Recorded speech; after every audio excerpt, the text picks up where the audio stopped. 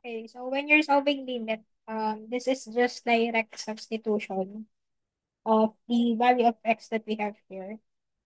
Okay, which I put yung ating x approaches. Okay, so this one we have x cubed minus 2x plus 4 over x squared plus 1. So it as x approaches to 1. So you just need to substitute po yung 1 natin with the values of x. We'll have here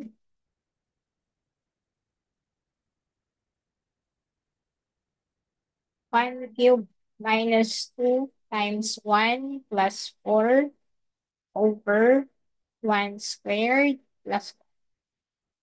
So we'll have 1 cubed, that is 1, minus 2 plus 4 over 1 squared is 1, so 1 plus 1. Then simplify lang po. 1 minus 2 is negative 1 plus 4, so that is 3 x.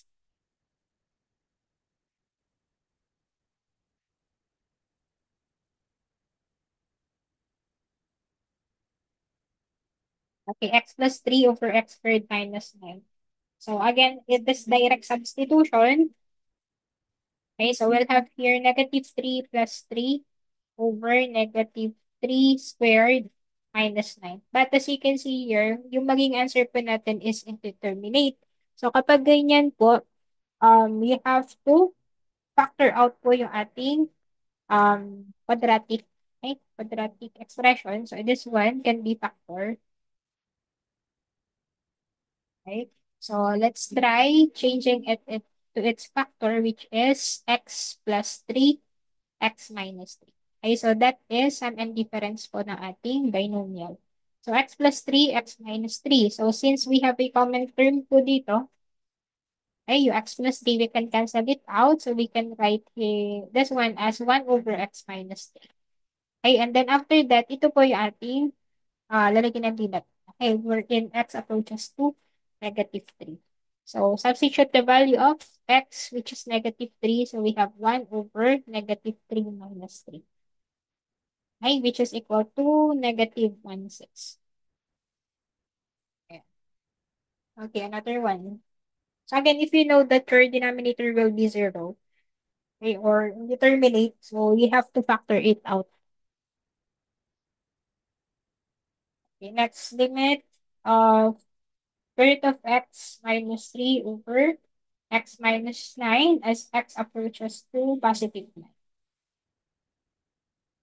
Ayan. So, as you can see, on our denominator, it will be 9 minus 9. So, indeterminate. So, let's use rationalization. Okay, when you say rationalization, we have to remove po yung square root natin there on our numerator. So, we can multiply po both numerator and denominator with square root of x plus 3. Ayan. So, square root of x plus 3. Okay, para hindi po siya maging determinate. Okay, so square root of x minus 3, square root of x plus 3. So again, this is sum and difference of binomial. Okay, so kapag ganyan po, you just need to square po yung square root of x minus 3 squared over multiplying our x minus 9 and square root of x plus 3. Okay, so from here, square root of x squared, that is x minus 9 over x minus 9, then square root of x plus 3. Okay, so again, squaring po yung ating square root, it will remove na po yung square root. Okay? And then, 3 squared, that is 9. And as you can see here, meron ulit tayong common factors, which is x minus 9. So, pwede siya makancel. We'll have 1 over square root of x plus 3. Ayan. And then, yung ililimit natin is ito po, yung 1 over x plus 3. So, we have to substitute square root of x to square root of 9 plus 3. Okay, so we'll have 1 over square root of 9 is 3 plus 3. So, this is equal to 1 over 6. Okay, so again, if it's indeterminate and then you know that you can rationalize or you can factor out to either the numerator and denominator, so simplify it by factorization.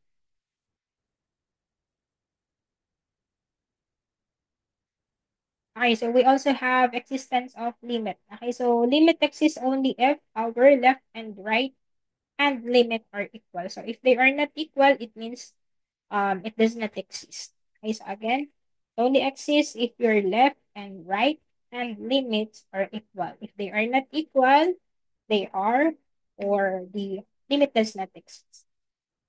Okay, example.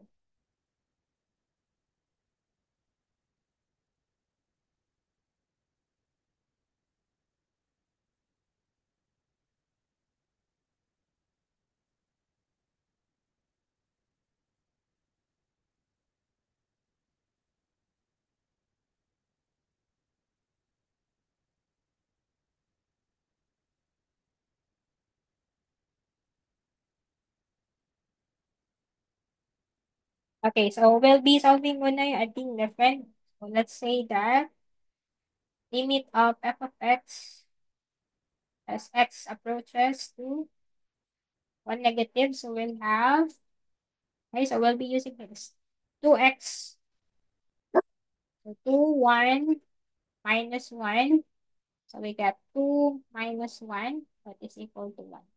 So for limit f of x as x approaches to right hand, so we'll get this one 5x minus 2 because that is the positive. So we'll have 5 times 1 minus 2. So we'll have 5 minus 2, that is equal to 3.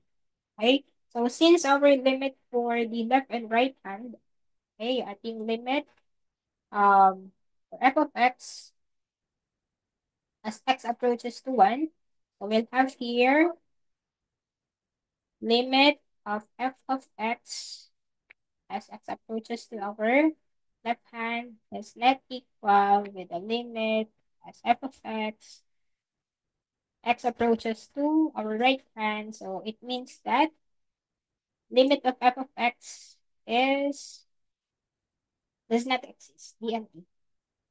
Guys, again, DNE does not exist.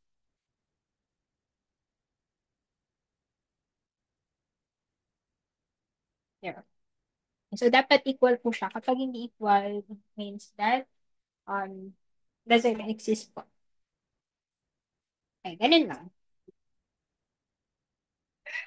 Okay, next, let's have continuity. Okay, so for continuity naman, this is um the limit of a function approaches as a is infinity if f of x becomes arbitrarily large for all f of x sufficiently close but not equal to a. Okay, so we have negative infinity and positive infinity. Okay, so again, even on our infinity po, kapag hindi sila equal, the other one is negative and the other one is positive. So yung ating pong limit will not exist also. Okay, so again, for example, limit of 1 over x. So this is negative infinity. If we have limit x at 0 approaches 1 over x. So this is positive.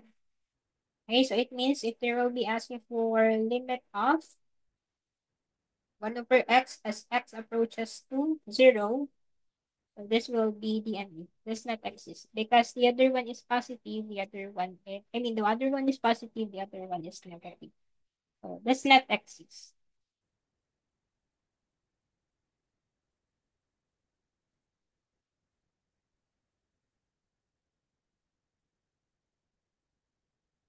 For limits at infinity, okay, so meron din po tayong infinity.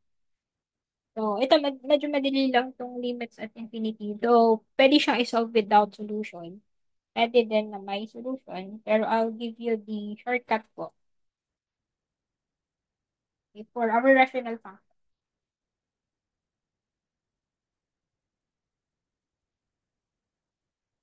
Okay. First case, if the numerator is greater than our denominator, okay, so this one, they're referring with exponents po. Ha, exponents. Okay, so for example, we have limit as x approaches to infinity, 3x squared minus 1 over 2x plus 5. Okay, so yung ating numerator, which is 2, is greater than our denominator, which is 1. So this one po, yung ating pong answer for this limit will be infinity, ay positive.